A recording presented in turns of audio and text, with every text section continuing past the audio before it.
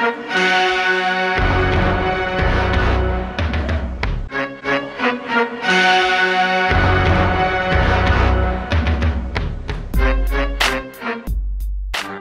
going on, fantasy football fans? I'm your host, Hussein the Brain, and you're watching The Couch. In this video, we're going to be talking about who do I take with the first pick in the 2015 draft. A lot of people have been asking me, who do I take with the first pick? Who do I take with the second, the third? Who do I take in the first round? In this short video, I'm going to reveal who my #1 overall pick is in all formats. I'll also talk about some elite players and tier 1 players for each position. So here we go. Without further ado, let's just answer the question right now. Get it over with. My #1 overall pick in all formats is Adrian Peterson. Now let's see what the haters are saying about him, why you shouldn't take Adrian Peterson. But he recently tore his ACL. He has knee issues. Well, let's just throw that out the window. That doesn't even make any sense. Just without being a year removed of his ACL injury, he had 2,097 yards in one single season. He just tore his ACL a few months before that. He almost broke the record by 8 yards. So that's thrown out the window. We've seen that the ACL injury didn't affect him at all in a negative way. Okay, haters say he's went a whole year without football. So what does that mean? We're not talking about Justin Blackmon here. We're not talking about Josh Gordon. You're comparing oranges and apples. It's not the same thing. We're talking about Adrian Peterson, basically superhuman. I mean, who would you rather have? DeMarco Murray, who had 497 touches last year. The Cowboys probably had it in their mind at least that they knew that they're probably going to have to get rid of him, or they were like, there was a good chance they were going to get rid of him, and just ran him to the ground in 2014. You'd rather have that guy, a guy who had 500 touches in a season, or Marshawn Lynch. Marshawn Lynch is a great running back, but he had so many touches. He's been ran to the ground by the Seahawks the past 3 years. Wouldn't you rather have a guy who's been working out and fresh? Adrian Peterson, that's my #1. Now, don't get me wrong. I'm not going to say, oh, you made a terrible choice by not picking Adrian Peterson #1. That doesn't even make sense. There's plenty of reasons to argue for multiple players to be the #1 overall pick this year. The first 2 rounds, you can make arguments for just about anybody to be there. And I do agree with some of these points.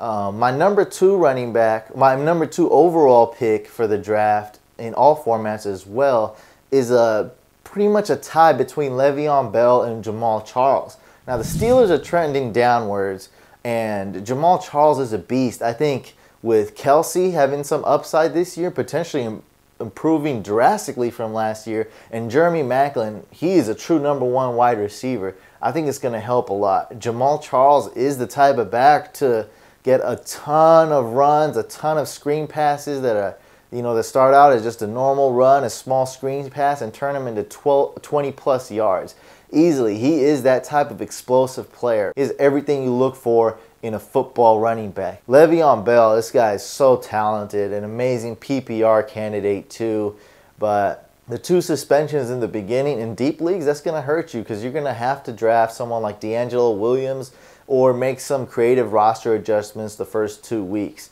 Not a big deal though. 2 games is not a deal breaker, so I do have it technically 1 Adrian Peterson, 2 Bell, and 3 Charles, but Charles and Bell is really close. Some more arguments you can make in PPR leagues is to take Antonio Brown early. Now I have Antonio Brown ranked #4 in PPR leagues.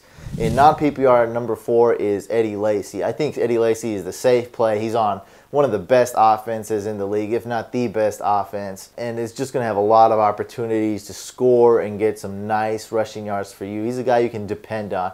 Basically a low-risk candidate. So I have Eddie Lacy at 4 for non-PPR. Antonio Brown at 4 for PPR leagues.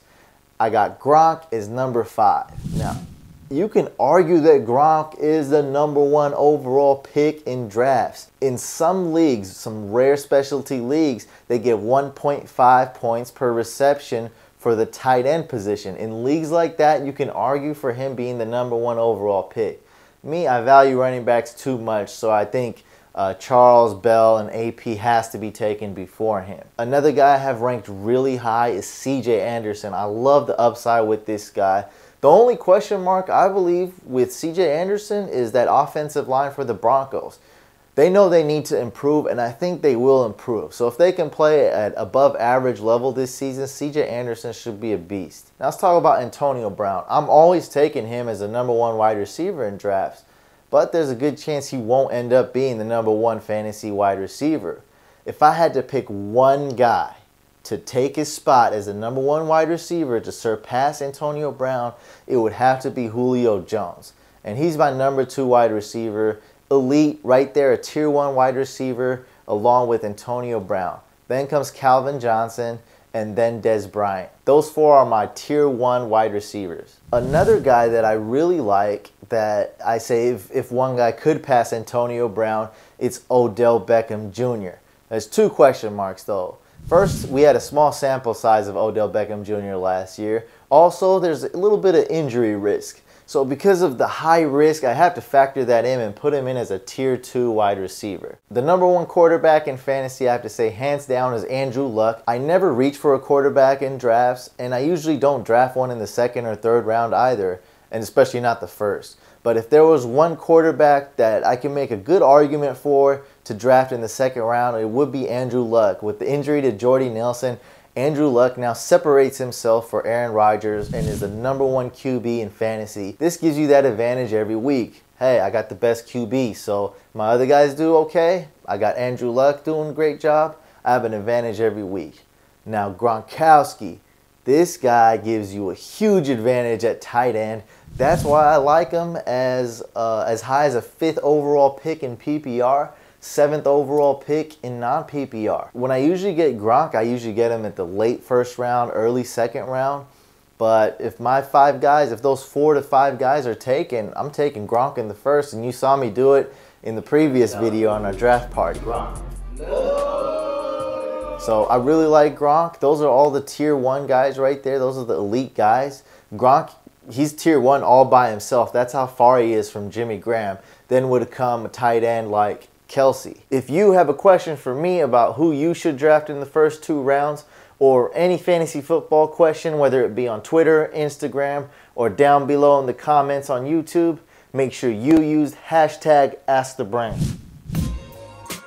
Now I have a question for you.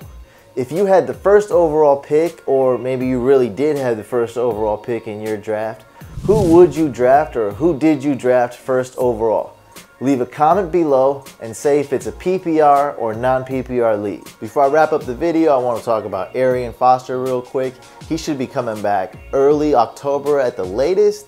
So I think he is worth a 3rd round pick in leagues that have an IR spot.